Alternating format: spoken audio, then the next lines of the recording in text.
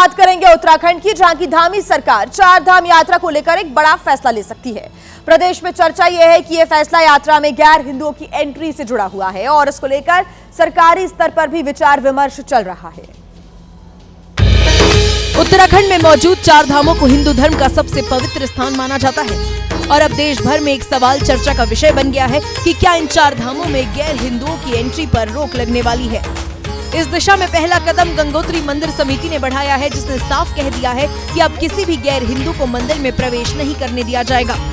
मंदिर समिति गंगोत्री की तरफ से ये घोषणा करते हैं कि किसी भी गैर हिंदू को माँ भगवती गंगा के जो मंदिर है उसमें आने से रोका जाएगा। पूर्णतः उनके लिए, गैर हिंदू के लिए माँ भगवती गंगा का जो मंदिर है, गंगोत्री धाम है, वो वर्जित होगा। गंगोत्री धाम में गैर हिंदुओं के प्रवेश पर पाबंदी लगाने का फैसला रविवार को हुई श्री गंगोत्री मंदिर समिति की बैठक में सर्वसम्मति से लिया गया है। मंदिर समिति की ओर से जानकारी दी गई है कि ये पाबंदी सिर्फ गंगोत्री धाम पर ही नहीं बल्कि मां गंगा के शीतकालीन निवास मुखबा पर भी लागू होगी। तो देखिए, जो शुरुआत है वो गंगोत्री मंदिर समिति की तरफ से हुई और अब बद्रीनाथ केदारनाथ मंदिर समिति ने भी इसी दिशा में कदम उठाने की बात कही है। समिति ने 4 धाम और उससे जुड़े हुए 48 तीर्थ स्थलों में गैर हिंदुओं के प्रवेश पर प्रतिबंध का प्रस्ताव रखा। समिति का कहना है कि ये पर्यटन स्थल नहीं बल्कि सनातन धर्म के सर्वोच्च आध्यात्मिक केंद्र है, जहां प्रवेश को नागरिक अधिकार के बजाय धार्मिक परंपरा के तौर पर देखा जाना चाहिए और स्थानीय लोग इससे सहमत हैं। मंदिर समिति ने जो फैसला लिया ये स्वागत योग्य है, क्योंकि हमारा सनातन, हमारे 4 धाम जिनके प्रति जो हिंदुओं की आस्था है, वहाँ जो है गैर हिंदू अगर जाता है तो वो जो है आस्था पे जो है वो कलंकित करता है।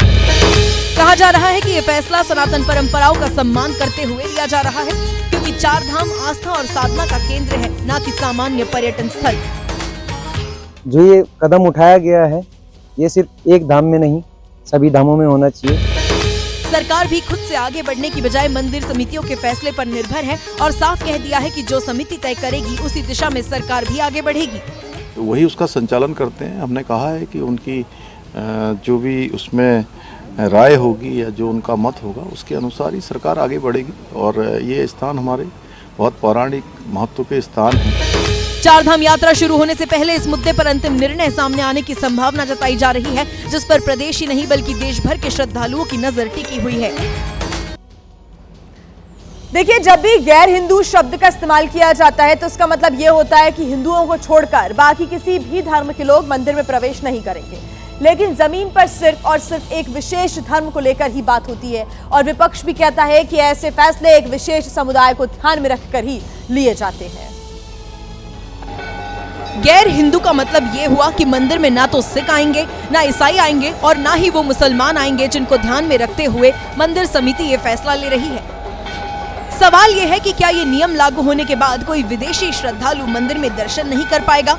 क्या बॉलीवुड से जुड़े मुस्लिम धर्म के एक्टर या एक्ट्रेस भी 4 धाम नहीं जा पाएंगे? क्योंकि सारा अली खान और नुसरत भरूचा जैसी एक्ट्रेसेस कई बार इन धामों में दर्शन के लिए जा चुकी हैं। एक दूसरा पहलू ये कहता है कि इस नियम के लागू होने के बाद स्थानीय दुकानदारों पर सबसे ज्यादा प्रभाव पड़ेगा, जो इन जगहों पर दुकान लगाते हैं या कोई व्यवसाय करते हैं, और कहा जा रहा है कि ये फैसला उनको ही देखते हुए लिया जा रहा है। हमें इनसे कोई दिक्कत नहीं है, ये काम करने आते हैं, नाई का काम भी करते हैं, घोड़े खच्चर का काम करते हैं, हमें इन लोगों से कोई दिक्कत नहीं है। लेकिन आए दिन उत्तराखंड में जो इनके मामले बढ़ते जा रहे हैं, अभी हमने उत्तरकाशी में देखा एक रेडी वाला जो है हमारी माँ बेटी बहनों को जो है वीडियो बना रहा था अपने फोन पर।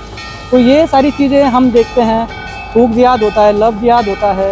ये लोग धंधा करने कम और यहाँ पे जो है माहौल खराब करने ज़्यादा आते हैं। अप्रैल के महीने में बद्रीनाथ के कपाट खुल जाएंगे और तभी पता चलेगा कि ये फैसला क्या रंग दिखाएगा।